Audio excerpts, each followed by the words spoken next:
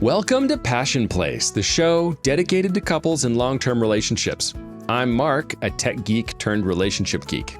And I'm Lisa, relationship geek and couples counselor. Whether you've been married for 2 years or 25 years, a lot of the challenges are the same, and until we address them, they don't go away. We're glad you joined us as we dig into some common challenges couples face as we look for additional ways to support couples on their journey. Today, we're going to be talking about an interesting idea that's put out by the Gottman Institute. So the Gottman Institute, they're known for their research and their approach at helping couples. But in this episode, we're going to talk about a concept that they have called the relationship sound house. And sound meaning it's of sound construction, right? It is secure. So today we're going to be talking about that ground floor level of this house, which is love maps. And what that really means is it's how we let our spouse or partner into our private world. And that's the world of our mind, our emotions, and our preferences. And so just want to put a little warning out there for you, dear listener, that while we're approaching everything professionally and tastefully, we will be talking about sexuality and activities between married couples today. So just a heads up in case you have younger ears around, because part of understanding our partner's inner world is also understanding their sexual preferences too, and being able to talk about that and share that. I'm really excited to get into this. Let's go. Mark, the Gottmans are amazing. If you asked me who they are, I would nerd out about them like they're my best friends. But in case you as an audience don't exactly know who the Gottmans are, maybe you've heard of the Gottman Institute, the Gottman Method. It's something that's very popular in marriage counseling because a lot of people become Gottman certified, meaning that they learn about the principles of the Gottman research that they use in couples therapy. So their research is extraordinary, not just because of the type of research that they do, but because of the longevity that they have. So they've been able to follow couples for years. Wow. But before there was regulation, John Gottman actually was recording couples in apartments, like research-based apartments that would film these couples for 24 hours a day. And he would measure their behaviors and be able to quantify what those behaviors meant, like I said. So the algorithms that he's created are the predictors of, hey, if you have these certain behaviors, you're looking good. If you have these behaviors, choppy waters. Wow. Okay. I didn't realize the observational aspect of that was so intense. Yeah. Nowadays, we can't do things like that. Darn it. But thank goodness he had the idea to do it back in the day. Going back to their research has created a lot of very useful tools, but one of the first and most foundational tools is the relationship sound house. And sound house not being like a, bumpin' DJ kind of sound house. Sound, again, meaning Structurally sound, yeah. Yeah, structurally sound. See, I'm not an engineer. This is why we need two brains here. When we're talking about the layers that build up the house, we're going to go into that first layer of love maps, knowing your spouse, knowing yourself so you can share that with your spouse. Right. But there's two walls that need to be there first in order to contain the layers that need to be held within the home. And the two walls that we talk about are trust and commitment. Now, it sounds, I don't know, kind of like a gimme answer. Like, what do you need in a relationship? What are the most important things? Typically communication and trust and commitment. But going into what trust is, it's interesting to ask newlyweds, right? Why'd you get married? Oh, because I trust my person. And I chuckle a little bit in my head, probably because I went to, 2 years of school and I know this, but the aspect of trust is something that is built over time. It has to be. To have that simple blanket statement of I trust you is actually quite empty when you think about it. People get married because they found someone trustworthy. And that's, I think, something important to remember. There's different types of trust and different elements that go into it. Do I trust you with watching children? Are you going to let them run feral in the backyard and set things on fire? Or are you the type of person that knows how to maybe manage that situation. Do I trust you with that? Do I trust you to be on time? Do I trust you to hold confidences, that kind of thing? Yes. But that takes a lot of time to develop. Do I trust, meaning do I know predictably what you're going to do in a certain situation? How in the world could you possibly know all of that within 1 month of courting, 1 year of courting? The Gottmans say that it takes 15 to 20 years to really build that trust. Wow.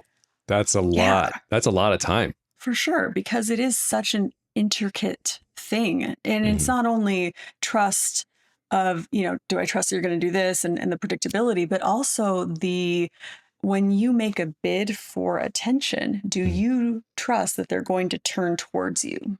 Right. When you mentioned that 15 to 20 years, I think just like thinking back over my own marriage, how much stuff happens in that amount of time. And Right. that is the amount of time it takes to have all these major life events happen where you're saying, wow, this really scary thing just happened. And it's through those experiences that you realize they are dependable. They are still here. Hard stuff happens and we actually come closer together. That is a level of trust that requires experience and that requires Yes. time. Yeah, gosh, Mark, I don't know if I could put it any better. You're making me think of the concept of faith. That trustworthiness is an important attribute to have in somebody that you're going to decide to marry. If you look at your partner and go, you know what, they're not trustworthy, meaning are they worthy to build trust with, essentially, then yeah, I don't know if you should be starting that relationship. But again, assuming that that's there when you get married, like you said, it's, well, what can you possibly say except I have faith in my partner that they can care for children. You don't have children yet. Right. So how can you, like you said, trust comes from the hard evidence, but you have faith in your partner. Right. And that's the trustworthiness piece. So yeah, a little bit more complex than just, yes, I trust, no, I don't. Yes. All right. So that's trust. Let's talk about commitment. When they talk about this other pillar that's holding up this house and supporting it, what is commitment in this case? So commitment being that I am committed. I promise to stay in this relationship. It's a foregone conclusion that I'm going to be here tomorrow, next year, and in 10 years. And having a knowledge, think about this. Think about having a disagreement with your partner, right? And we're all, yeah, got it. Last night. Yeah. But when you're disagreeing in the dating stage, it's a lot scarier because you're not sure if this disagreement is going to end the relationship. Right. You're not sure if this person is going to stick around for those difficult moments. But when you make a next level commitment, so you go from, hey, we're casually dating and seeing each other to, you know what, we are going to agree to be in a relationship to see if this is going to go into a further next level commitment. And you get into marriage. And again, it's a foregone conclusion that if you uphold what we promised in our wedding vows, and I uphold what we promised in our wedding vows, then we will continue to strive together. So that commitment in an argument means so much because you've decided, I will be here. If we don't solve this tonight, I will be here tomorrow. If I fall asleep while we're trying to chat it all out, then we will get together after work. We are committed to deciding how we're going to navigate this. So the urgency and the fear that sometimes can be felt in disagreements starts to dissipate because you have that commitment. And again, you're building trust through that commitment. Yeah. When you mentioned the idea of that your partner has expressed a level of commitment that I'm going to be here, right? I'm committing to sticking this out. Then it changes the whole flavor of any disagreement. If I'm going to be with this person for the rest of my life, how important is it that I win this argument? Right? Right. Yeah. And it actually kind of makes the winning not a winning thing. It's like, Right. oh, well, what am I really getting here if I win this? Because yeah, you start to think of the longevity and how are we going to function together, assuming that we know we're going to be together for years. Yep. Yeah. All right. So assuming a relationship has this foundation of trust and commitment. So now we're talking about this bottom level of the floor of the house, right? This first thing that everything can be built upon. And that is this idea of love maps, which is what the Gottmans call it. But it's basically the idea of being able to share what's going on in your inner world with your partner. And the way we do that is interesting, right? Like lots of times it just happens through the courtship phase of like, oh, what music are you into? What activities do you like to do? That's all very superficial, right? That's the stuff that's like, oh yeah, I don't mind telling that to anybody, a stranger on the street. But then there's the other level of deeper things like emotional needs, financial preferences, your deepest fears. And I don't mean the fear of spiders. I mean the fear of loss and abandonment, right. all of those things. Yeah, for sure. So I like how you said love maps is the idea of sharing yourself with your partner. Really, you want to know your partner's love map. And I wish it was as easy as just being able to give a map that you're like, oh, here you go. And then you exchange and you're like, okay, so if we're going to be on this road of disagreement, you're afraid of this and you need this. Great. Here's the funny thing. I find this a lot in practice, but I mean, to be honest, I found that a lot in my own marriage where I don't really know what my needs are. You think you do. I'm like, well, I need sugar. I need sleep in that order.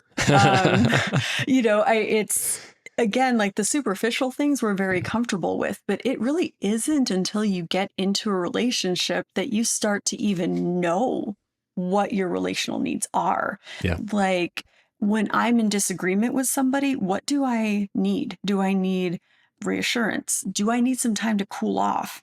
Things like that. What is my anger culture? And based on family, how do we like to have fun? What does money mean? I mean, there's so many pieces and elements. And the thing is, our love maps change. They're supposed to be fluid. It's not a Lewis and Clark thing where you're like, all right, we mapped it out. It's done. Yep. Yeah. I think that's a really important aspect to consider and to keep in mind as a couple going forward in life. It's like, oh yeah, this is what my wife likes and these are her interests.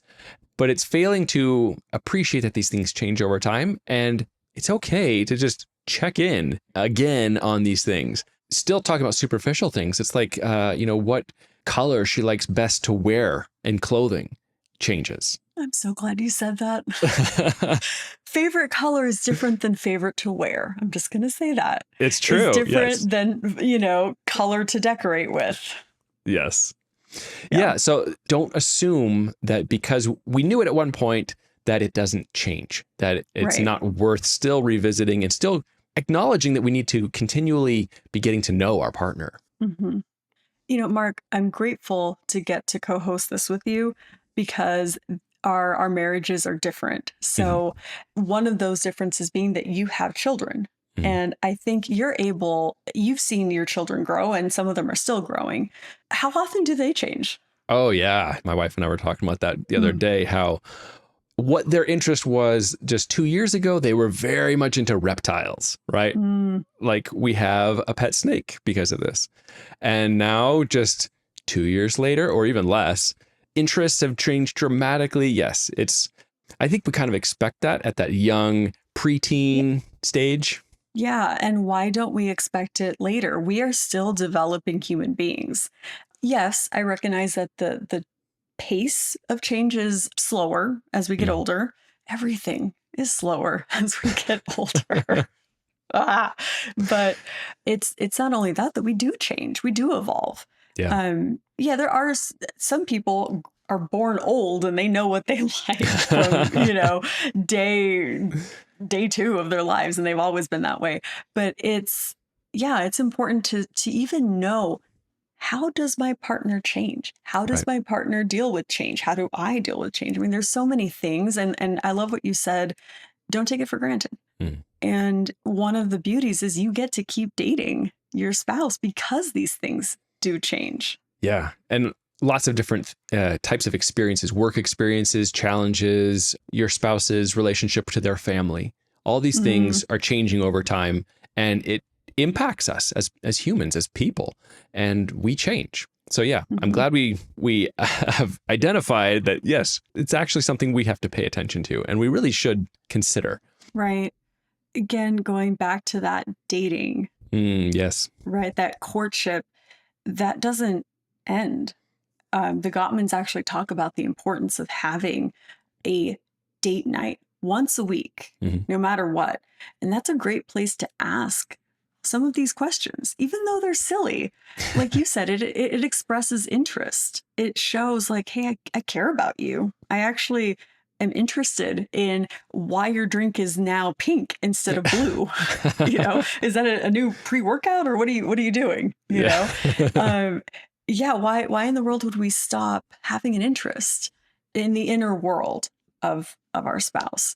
So keeping that up is huge. Going back to Lewis and Clark, I'm not a history buff, but my husband is.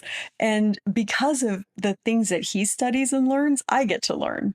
Right. And it's kind of fun. If you have that mentality of an explorer, be an explorer in your relationship, and don't take for granted that just because you mapped out the terrain once, that you're done. Right. Because the terrain changes. We have these inner worlds, right, that we were talking about. And some of them are just preferences. They're just superficial. Some of them are deeper things, like when I come home from work after a hard day, what do I need? What do I need from my partner? What do I need for just to decompress? What is it? That kind of thing too. So I think a lot of it just comes down to a fundamental psychological need that we have, that we want to be understood, right? We want to feel like they get me. We want to be seen. To use a word that has gained a lot of notoriety lately. I want to be seen. I want my partner to see me. But isn't that it though? It's hard to name that. Something that we talked about just a little bit earlier in this episode was this idea of how in the world can you share your map if you yourself don't know the terrain? Right. I mean, you need to be a constant explorer of self, not just of your partner. So are you aware of your psychological needs? Are you aware of the whys in your life? Yes, you have this job. Yes, you drink this drink. Yes, you listen to this music, but why? What's the story behind it? What's your narrative? I was thinking back to a couple, really, oh gosh, this couple's really cute. They're just the sweetest humans. Whenever I see them, I'm just like, can you hug me? Because I just feel so much love from you, and I want a little nugget of that. We got to talking, and this is a couple that I met through my affiliation with church. They were telling me their story, because I always love to hear people's meeting stories. And by the judge of things, I thought they had been married for years. I mean, they are a little bit older. So I'm thinking, oh yeah, easy 40-year marriage. And they're like, no, we're on year 9. And I'm going, wait, what? Wow. So this for them is both of their second marriages. And, spouse passed, another spouse, they separated. So that was interesting. And as I was asking them about their courtship story, they told me, oh, we actually had a pretty specific way of dating. Before they committed to each other, they shared their love maps in the form of 136 questions. And I'm going, whoa, what? They had them. They showed me the printout. They still have this list, and they go back and ask these questions to each other. That's great. And I'm going, that makes sense to me. I'm not advocating that everybody go and do that, although that's not a bad idea. But one of the beginning questions was, what are your triggers? Right? And going back to self, do you know what your triggers are? Right. Mark, if I asked you, what's something that triggers you? Would you know? I do now, but I think of when I was early married, as a young married, I did not know. I did not have that level of intuition about myself, just like that awareness. Right. Well, and I'm sure if we went back to young Mark, Hmm. you would look exactly the same. But also, you probably would have a list of triggers that has evolved from then. I Yes, don't think what triggered you, back when you and Melissa got together to now is the same. that's true. So, again, that's the importance of having these conversations um, pretty regularly or understanding each other. So, going back to this couple, Hmm. the question of triggers was asked. And immediately she said one of the first triggers that I shared with him was the need to have my gas tank at midpoint or full. Anything less than that caused so much anxiety. Wow. Okay, great. You know what? To the average person, it's like, oh, okay, well then that's good to know. That's not a big deal. I'll make sure that the gas tank is full to make you happy. No, Yeah. no biggie. Why? Yeah. Right? Understanding the why. Yeah. That's a bigger thing. And that's a way to show interest too. You may already know a lot of things and maybe they haven't changed, Hmm. but do you know why that's a big deal? Yeah. So again, there's a reason why this couple is so fantastic, but he asked, okay, well, why? What's the deal?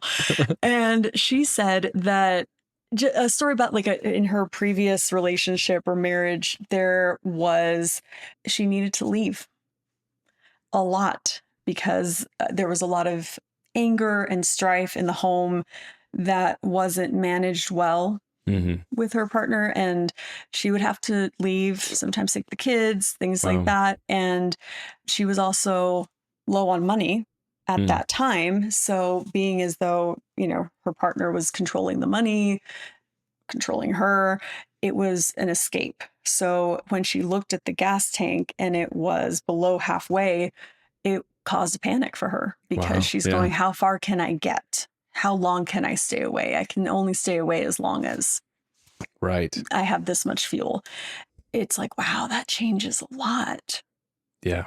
And it also changes, at least as they're sharing the story with me. He's like, oh, it gave me a deeper commitment to want to, again, deeper commitment, Hmm. trust, right? That I want to do this for her because I don't ever want her to feel that way again. This Right. isn't just neurotic anxiety. There's a reason behind what she's feeling. And Mm. I want her to know that I care and want to protect her. So that gas tank is always middle or above. Always topping off. Yeah. Yeah. Wow. That is really interesting. Just the idea of understanding that deeper need. It's like, because it would be very easy to be like, well, that's silly. Like we don't need to have the gas tank that full. It's like, it's fine if it gets down to a quarter, like for how much travel we do, Don't be so OCD about it. Right. Yeah. And you could be even dismissive of your Yeah. partner's need and not realizing just because you're not probing, right? Just asking that question of, and being genuinely curious. I think that's the most important thing.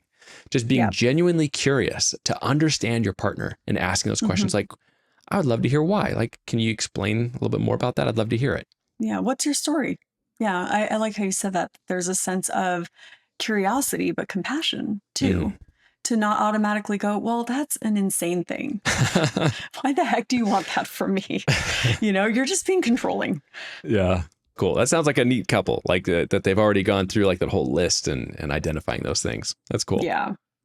So we've talked about some of these really important ways we can share our psychological needs, our feelings, our motivations, the stories behind them.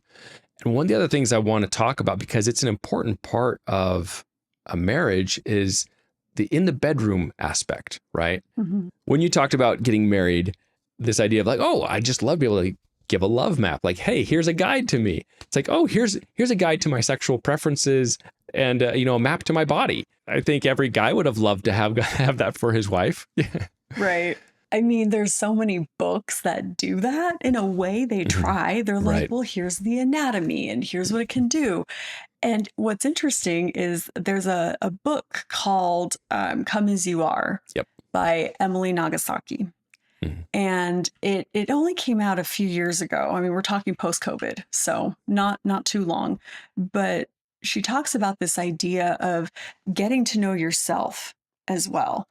I mean, of course, every relational book that your marriage book that you pick up is going to be, there's going to be some element of physical intimacy in there and how to get to know each other. But how in the world do you have that conversation? If you go, oh yeah, this is a female anatomy, but this is the female anatomy of me. Mm-hmm. And it's kind of a complicated thing, especially when you're talking about marriage in a monogamous or Christian dominated religion, if that's both of your flavors, there's a lot of complications to mapping your sexuality, first of all. And a lot of the times that means that you don't even consider sexuality. Sometimes people grow up with that as being a bad word until you're married. And then it's like, oh, hey, go for it. You should know what to do. Go have fun. and there's an emphasis on getting to know your partner, but holy crap, what about you? Yes. So yeah, mapping out your sexual world is, in my opinion, a lot harder because of all of the context in culture that surrounds it. Yeah. And also because, how you grew up also very much determines your level of comfort with discovering that. So more than anything, finding out your own sexual map while you're working on discovering your partner's is actually one of the very beautiful things about a committed monogamous relationship, but also something that is essential, that self and other piece. I'm glad you mentioned the book, Come As You Are. I've read it. It's a great book. I would recommend it to you, dear listener. What's interesting in there is this idea of understanding your own accelerators and brakes. Is this idea of what things get me excited and I enjoy, and what things are turnoffs, understanding those. Just being able to put it in that context and be able to think about it, and then be able to think about yourself so that you can actually share that with your spouse. Right. If you don't know it, how do you expect them to know it? How do you operate the car? Every car has an owner's manual. So write it. And I'm glad that you mentioned the brakes and accelerators piece, to take a couple steps back. Yeah. In the same way that our love maps change, our triggers change, our morning drink preferences change, our music, well, it may not change actually, but and the plaid shirts that we get from Costco may not change either, but that's okay. Some things in our sexual map will change as we grow. Yep. I mean, again, we talk about these walls, these pillars of trust and commitment. Those are evolving as well. So let's keep that in mind, that yes, we have these layers and walls, but they are things to be consistently developing. They're fluid. It's important to go back to check in with self and with your partner.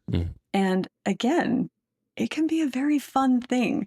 One of the things that the Gottmans emphasize is building your friendship, having fondness and admiration for each other. And that comes with curiosity, compassion, and a playfulness. I mean, who doesn't like learning about themselves and finding out more? And there's always something to be discovered here. You don't have to know it all in one day. Yeah. One of the things I think is interesting when we talk about sharing this aspect of ourselves, this, in effect, our sexual world, is it's a whole lot more personal than what my favorite fast food restaurant is, right? It's a whole lot more vulnerable to feel safe in sharing some of these feelings, fantasies, desires, needs, any of that, right? What was interesting is I saw some research that when couples were asked for their reasons for divorce, the sexual relationship was frequently included as a factor, but not the main cause. Right. What I think is interesting about that is that sexuality within the marriage is an important aspect, and it deserves specific focus and attention. Yeah. It's funny that you mention sexuality in marriage in that context, that it's a piece of it. This isn't a research-based quote. This is more of an anecdotal quote, but the idea that in marriage, really sex, if you think about how much time you spend engaging in sexual activity and intimacy, it's what, 2% Oh, I of would say your, it's honestly, it's probably like a point something percent, for maybe. well, let's give it a full percentage. But yeah, I mean, if you're thinking of sleep, Yep. child rearing, jobs, meals, like all of that. Yeah. I mean, over the course of a lifetime, Yes. it's small. Yes. But when you think of when it's not going well, Mhm. when things aren't functioning well, mentally, it takes up a lot more space than that. Yes. Yeah. It becomes a focus, like Yeah, when there's dysfunction there. exactly. When it's functional, it's like, hey, this is great. I'm enjoying that 2%. When I think about that 2%, it's, nice, and it's Hmm. kind of fleeting. But yeah, when there's problems and issues and shame and a lack of, it's so funny how much space it can consume in a marriage. It all of a Yes. sudden goes from like a 1% to a 10, Hmm. 20, 30, 40, 50 for some people, if not Yeah. more, where it's like, there's something wrong. This isn't working. It's indicative of this, this, and this. So it is important to keep up, to maintain, so to speak. Hmm. I completely agree that the whole idea of being able to share the inner worlds, the emotional side, psychological side, and the sexual side is really important and foundational. I totally agree with it being on that first floor level of the house, right? That we're trying to build in a relationship. And that's why I put that into one of the main foundational features of Passion Place, the app. It handles this two different ways, really. One, there's a feature called a guidebook. And a guidebook is the whole emotional, psychological aspect where it just has a lot of the surface level fun questions along with some of the deeper ones. But it's those types of questions that are, what's your favorite restaurant? What's your favorite color to wear? When you are having a tough day, what do you need from me? Things like that. That can actually be a map. And the app actually has the ability to record those answers so that it can be a reference for later. One aspect of that I personally value, like my wife, her main love language is receiving gifts, right? Mm. That is not a strength that I have of thinking about that and getting gifts. So one aspect of what's in there with these guidebooks is what type of gifts do you like for Valentine's Day or for Mm. your birthday or for Mother's Day or for Christmas? Get some ideas. I can record them, and I have referred back to that list years later, even just say, yes, okay, that's a good idea. This type of thing. Yeah. Yeah. On so many levels, there's a practicality to this. Maybe it's just me, but I need everything to be written down. Otherwise, I will forget it. Mhm.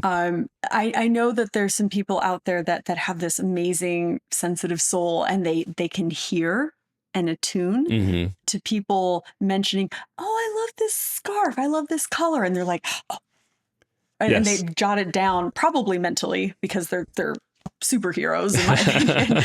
But once in a while I catch myself going, oh, my husband seems very excited about my nephew's remote control truck thing.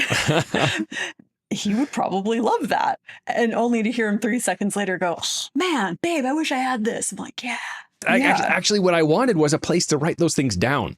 Yes. exactly. Because I don't remember to do that. So that's one aspect, is where is my place to write this stuff down? Because sometimes I do, and it's a sticky note over Mhm. here. It's a note on my phone. It's a Google Doc somewhere on my computer. And I don't know. I try.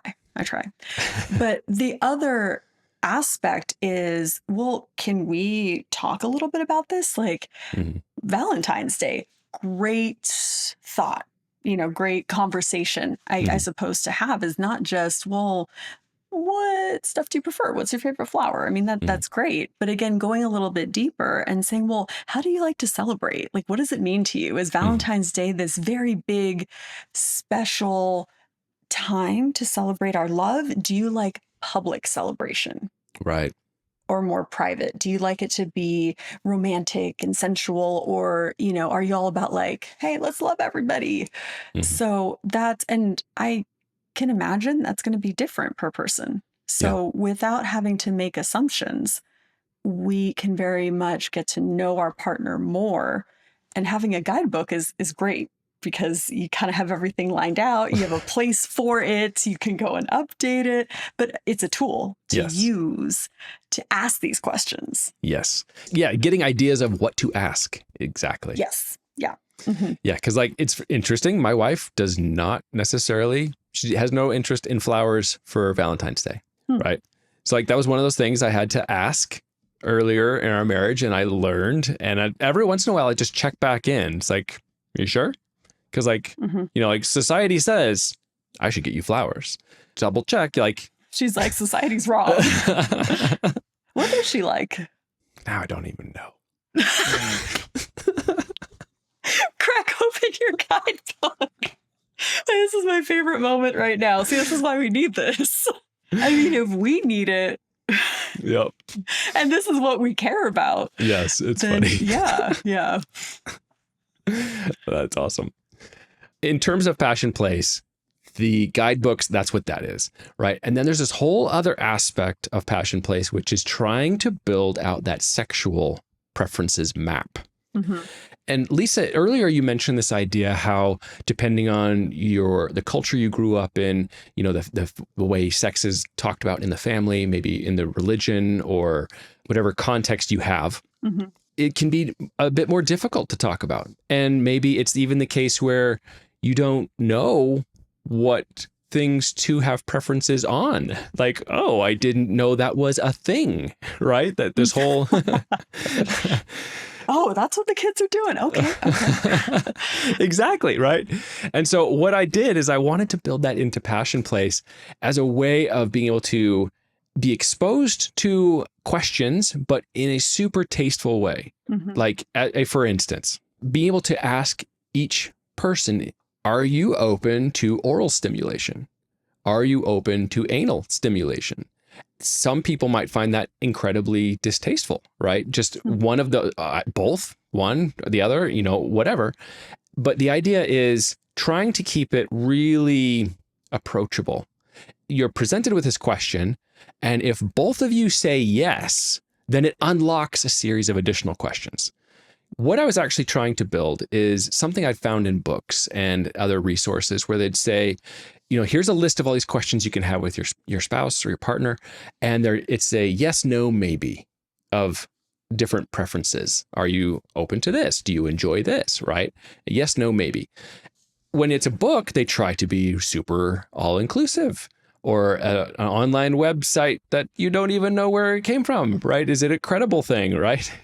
And if you just Google for that, you'll find lots of lists, and you'll find some very questionable things on that list. You'll find things like non-monogamy questions that, that's already outside of what we're trying to do in our relationship.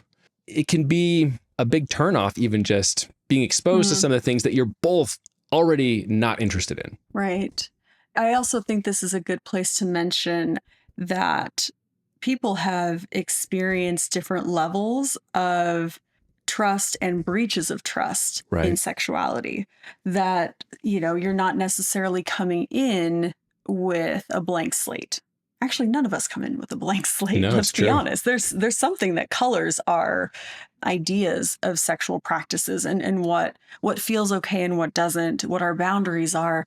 And I think what you're alluding to is we have the assumption that you're wanting to find monogamy and safety, yet to have an open mind to see what is out there within that column of trust and commitment. Yes. So when we talk about trauma as well, one of the things that's important to remember when you're saying, oh, I'm trauma informed, is going at somebody's pace, not going faster than you or your partner are wanting to, and to have consent and having a place like a third party. I mean, again, it's why counseling can be such a wonderful tool, but just any tool in general, you do want to say, hey, are they aligned with my values? And are they going to provide a safe space?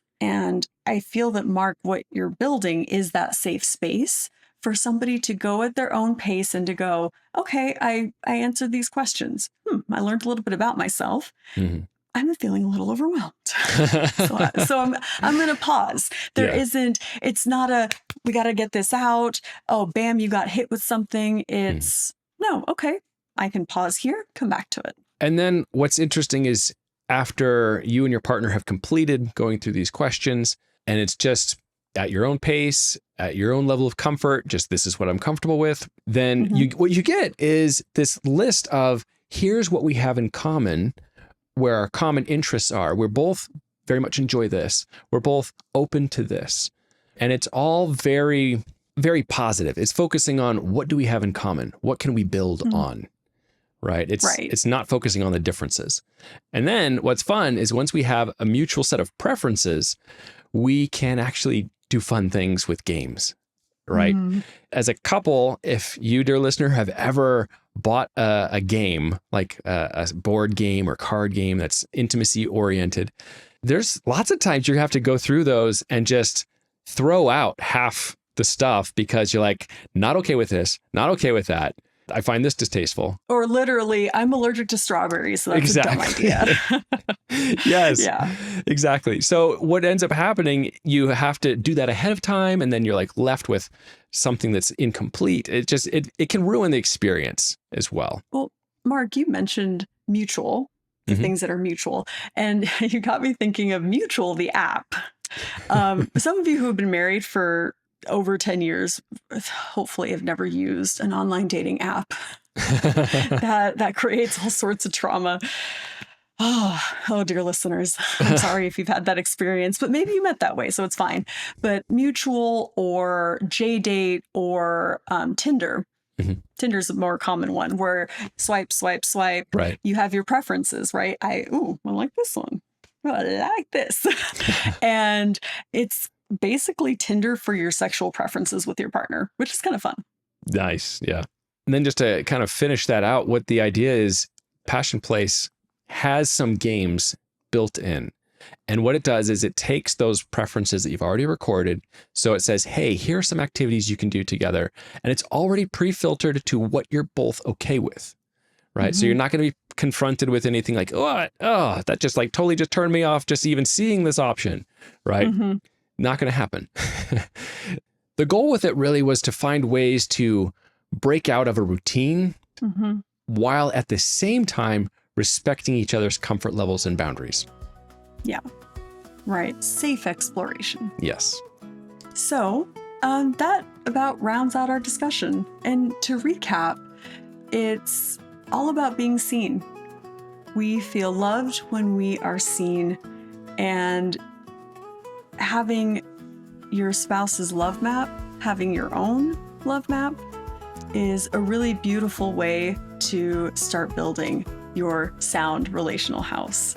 And just remembering the idea of constantly being curious that these maps change, that they're fluid, and an invitation to your dear listeners to stay curious about self and stay curious about your partner. Thank you for joining us. We hope you'll continue with us next time on Passion Place.